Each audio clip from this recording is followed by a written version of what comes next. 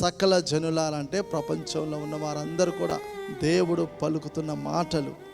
కానీ ఎవరు వింటారండి? చెవులు గలవారు వింటారు.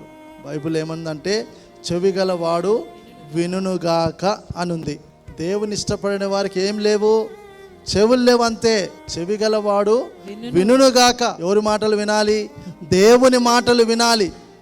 భూమి మీద ఉన్న ప్రజలు దేవుని మాటలు వినాలి, చక్కగా శ్రద్ధగా వినాలి.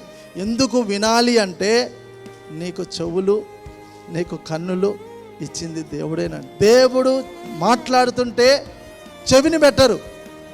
దేవుడు మాట్లాడుతున్నప్పుడు చెవిని పెట్టాలి. చెవులు తెరవండి, కొంచెం చెవులు తెరిస్తే దేవుని మాటలు మీ చెవులలో వెళ్ళాలి. నువ్వు వినేది దేవుని మాట అయి ఉండాలి. దేవుని వాక్యము వినాలి. అది నిన్ను పరిశుద్ధపరిచిద్ది.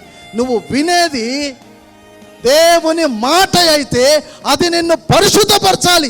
దేవుని వాక్యమును విన్నప్పుడు అది లోపలికి వెళ్ళినప్పుడు అది నిన్నేం చేయాలి? పరిశుద్ధపరచాలి.